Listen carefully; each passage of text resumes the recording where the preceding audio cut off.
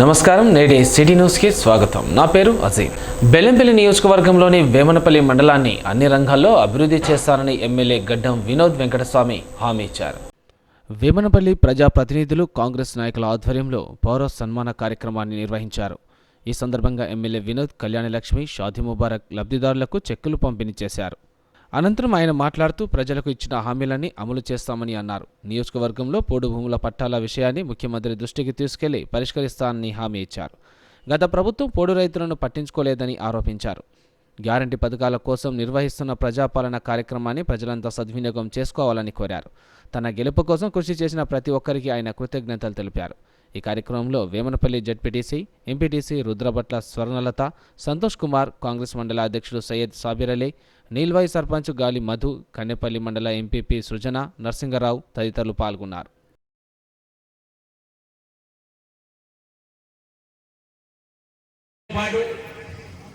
నా ఎలక్షన్ల 1,73,000 మంది మన బెల్లంపల్లిని కాపాడుకొని తీసుకున్న కార్యక్రమాన్ని అన్ని మండలాలకు సంబంధించిన ప్రతి ఒక్కరికి, ప్రత్యేకంగా మన వేమనపల్లి నెల్లూరుకు సంబంధించి నీల్వాయికి సంబంధించిన ఇప్పుడు వచ్చిన ప్రజలందరూ ఇంత పెద్ద సంఖ్యలో వచ్చినందుకు పేరు పేరున నా ధన్యవాదాలు చెప్తున్నా సోదరులారా. ముఖ్యంగా దాంతో పాటు నేను నా బాధ్యత మా సంతుడు ఏం చేసినంటే నా భార్య తమ్ముడు అని పెట్టి ఆయన పేరు పెట్టేసిన అమ్మా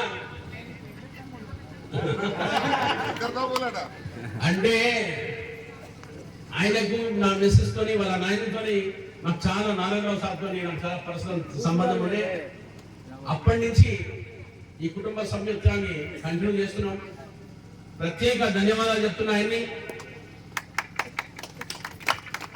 నా బిడ్డ వర్షవేడికి చెప్పంగానే నేను సంతం అంకుల్ దగ్గర పోతా, నర్సింగ్ అంకుల్ దగ్గర పోతా, నేను జరుగుతా అని విశ్వాసం ఇప్పించిన తర్వాత ఆయన ఇచ్చిన గుండె ధైర్యాన్ని ప్రత్యేకంగా మా సంతం తీసుకుపోయి మా వర్షవేటిని తిప్పినందుకు ఆయన జనాల బాధలు ఏందో తెలిసిన తర్వాత ఒక్కడైతే డైరెక్ట్గా చెప్తున్నా, ఆయన నాకు డిక్టేటర్ ఆయన ఏం చెప్పినా చేయాల్సి వస్తుంది. అంటే అది నా బిడ్డకు హక్కు, నా బిడ్డ దగ్గర ఉన్న విశ్వాసము, ఆమెకున్న కమిట్మెంట్. ఆమె ఎంత కమిట్మెంట్ చేసి మమ్మల్ని ఇంట్లో ఎట్లా కంట్రోల్ చేస్తుందో మాకు ఎట్లా. ఎందుకంటే ఆయన ఉండేది అమెరికాలో, ఆయన కొడుకు బిడ్డ ఉన్నాడు, మా అల్లుడు గారు ఉన్నారు, వరుణ్ గారు, వాళ్ళందరూ కలిసి కట్టి పనిచేసుకుని అక్కడ బతుకుతుంది. నాకు ఇక్కడ ప్రజలు ఇచ్చిన ఈ విశ్వాసాన్ని నా బాధ్యత కింద నేను కాపాడుకొని, ఎట్లా కాపాడుకోవాలంటే ప్రతి ఒక్క వ్యక్తికి నేను తీసుకునే జిమ్మేదారిని, నీవు ఉన్న కష్టాలను ఎట్లా తొందరగా దూరం చేయాలని. సుఖాల గురించి అంటలేదు, ఇంటి కష్టాలనే దూరం చేయాలి. మన వేమనపల్లి నెన్నెలకు నీల్వాయికి సంబంధించిన యావత్ బెల్లంపల్లికి సంబంధించిన ప్రతి ఒక్క సమస్యను మీ అందరికీ మాటిస్తున్న సోదరులారా. ఇప్పటిదాకా రాగానే నెలైంది.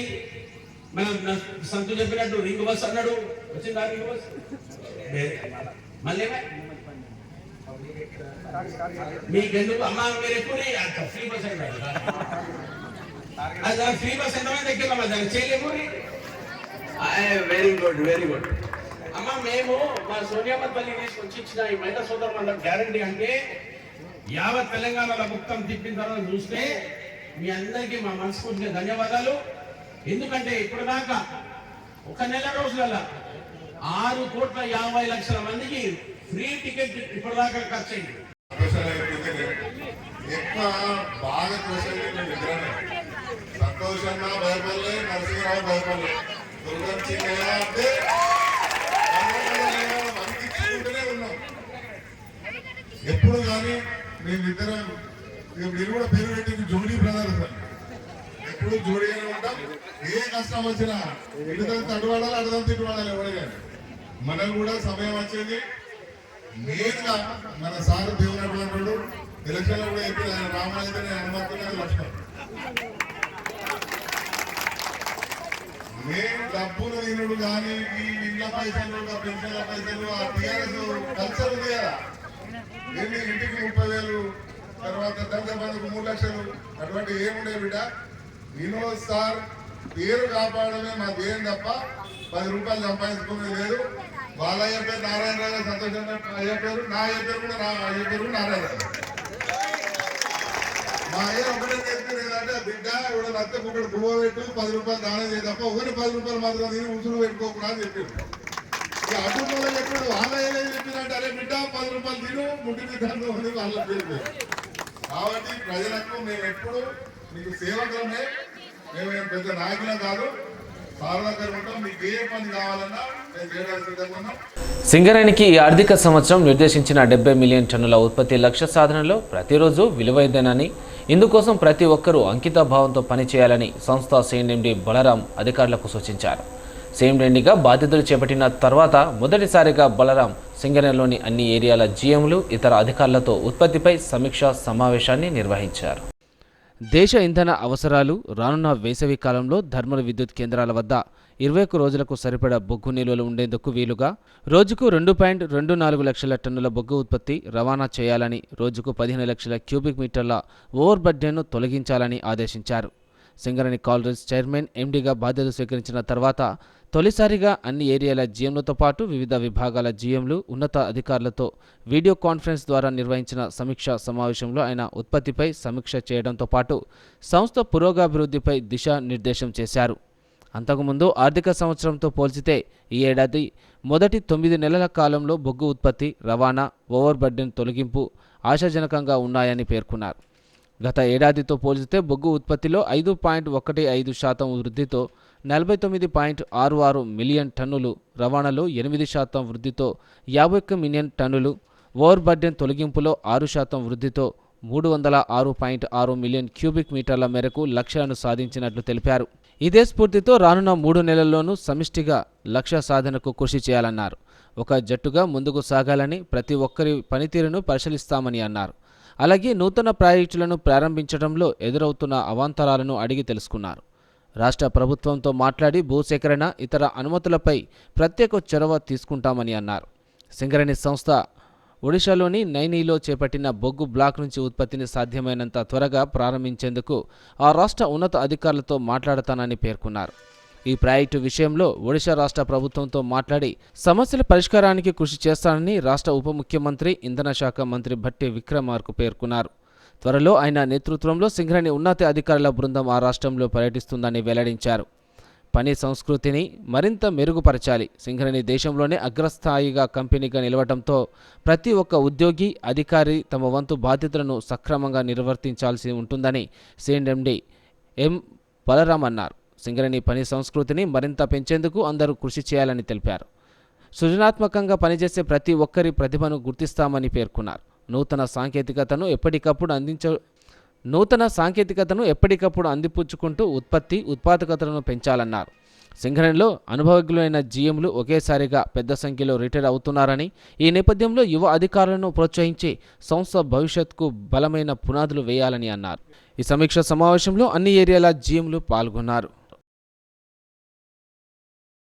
క్యాతన్పల్లి మున్సిపాలిటీలోని కోదండ రామాలయంలో శ్రీరామ జన్మభూమి తీర్థ క్షేత్ర ట్రస్ట్ ఆధ్వర్యంలో అయోధ్య రాముడి ప్రాణ ప్రతిష్టాపన అక్షింతలు అందజేశారు. ఈ సందర్భంగా రామాలయంలో ప్రాణ ప్రతిష్టాపన అక్షింతలకు ఆలయ ప్రధాన అర్చకులు అంబప్రసాద్ ప్రత్యేక పూజలు నిర్వహించారు. అనంతరం సీతారామచంద్రమూర్తుల ఉత్సవ విగ్రహాలను రథంపై పురపరిధిలోని వీధుల గుండా ఊరేగిస్తూ అయోధ్య రామ మందిరం నుంచి వచ్చిన ప్రాణ ప్రతిష్టాపన అక్షింతలను భక్తులకు శుక్రవారం అందజేశారు. ఉత్సవ విగ్రహాల రథానికి మహిళలు మంగళహారతులతో స్వాగతం పలికారు. రథం ముందు మహిళలు కోలాటలాడారు. రథయాత్ర కొనసాగుతున్నంతసేపు జై శ్రీరామ్ అంటూ పెద్ద ఎత్తున భక్తులు నినాదాలు చేశారు. అయోధ్య రామ మందిరం విశిష్టతను తెలిసే విధంగా భక్తులకు ఇంటింటా కరపత్రాలను అందజేశారు. ఈ సందర్భంగా ఆలయ ప్రధాన అర్చకులు అంబప్రసాద్ మాట్లాడుతూ 500 ఏళ్ల క్రితం అయోధ్యలో బాలరాముడిని ప్రాణప్రతిష్ఠాపన చేసిన సమయంలో స్వామివారి పాదాల వద్ద ఈ అక్షింతలను భద్రపరిచారని, అయోధ్య రాముడి పునర్నిర్మాణం చేపట్టిన తర్వాత ప్రాణ ప్రతిష్టాపన అక్షింతలు రామాలయం గుడికి అందించడం శుభ పరిణామమని, అక్షింతలకు ఎంతో పవిత్రత ఉందని తెలిపారు.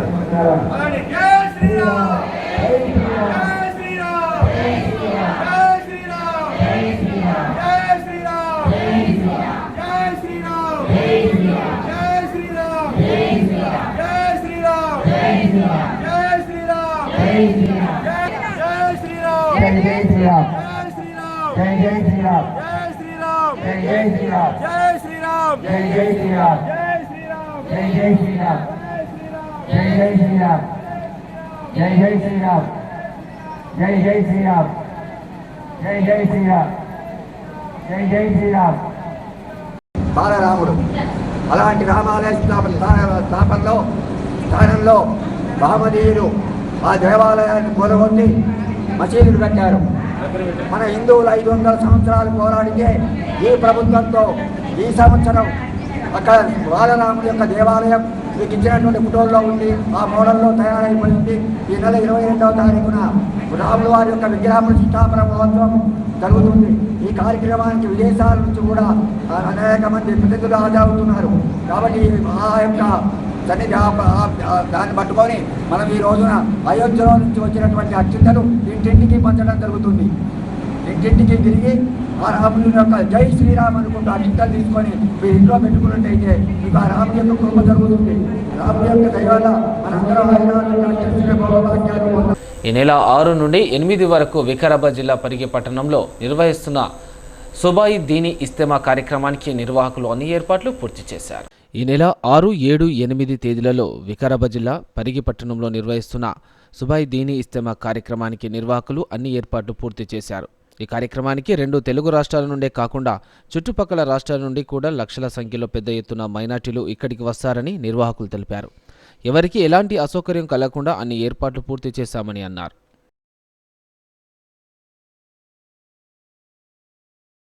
పెద్దపల్లి, వరంగల్ పార్లమెంట్ స్థానాలు మాదిగలకి కేటాయించాలని మాదిగ జేఏసీ రాష్ట్ర చైర్మన్ పిడపర్తి రవి, మాదిగ రాజకీయ వేదిక రాష్ట్ర చైర్మన్ వక్కల గడ్డ సోమచంద్రశేఖర్ డిమాండ్ చేశారు. మాదిగ శక్తి వ్యవస్థాపకులు బొంగూరు సురేందర్ సన్ని ఆధ్వర్యంలో పెద్దపల్లి జిల్లా కేంద్రంలో ర్యాలీ నిర్వహించారు. పెద్దపల్లి కమాన్ చౌరస్తా నుండి అంబేద్కర్ విగ్రహం వరకు ర్యాలీ కొనసాగింది. అనంతరం అంబేద్కర్ విగ్రహానికి నాయకులు పూలమాలలు వేసి నివాళులర్పించారు. ఈ సందర్భంగా పిడపర్తి రవి మాట్లాడుతూ Peddapalli parliament ticket Congress party ఇంతవరకు మాదిగలకు కేటాయించలేదన్నారు. తెలంగాణ ఉద్యమం పేరుతో మాదిగ జాతిని వాడుకున్న కేసీఆర్ ఎంపీ టికెట్లు మాత్రం కేటాయించలేదన్నారు. కాంగ్రెస్ పార్టీ ఎస్సీ వర్గీకరణ హామీ మేరకు గజ్జెల కాంతం తాను అసెంబ్లీ ఎన్నికల ముందు కాంగ్రెస్ పార్టీలో చేరడం జరిగిందన్నారు. రానున్న పార్లమెంట్ ఎన్నికల్లో పెద్దపల్లి నుండి గజ్జెల కాంతంకు, వరంగల్ నుండి తనకు కాంగ్రెస్ పార్టీ టికెట్ కేటాయించాలని పిడమర్తి రవి కోరారు. అనంతరం వక్కలగడ్డ సోమచంద్రశేఖర్ మాట్లాడుతూ ప్రతి ఎన్నికల్లో మాదిగలకు పార్టీలు అన్యాయం చేస్తున్నాయని ఆరోపించారు. పెద్దపల్లి ఎంపీ స్థానం న్యాయంగా మాదిగలకు కేటాయించాల్సి ఉన్నప్పటికీ పార్టీలు మాత్రం పట్టించుకోవడం లేదని మాదిగ శక్తి వ్యవస్థాపకులు బొంగూరి సురేందర్ సన్ని అన్నారు. మాదిగ జాతికి టికెట్లు ఇవ్వకుంటే తమ నిర్ణయం ప్రకటించి అన్యాయం చేసిన వారిని ఓడిస్తామన్నారు. ఈ కార్యక్రమంలో మాదిగ యువశక్తి నాయకులు, కార్యకర్తలు పాల్గొన్నారు.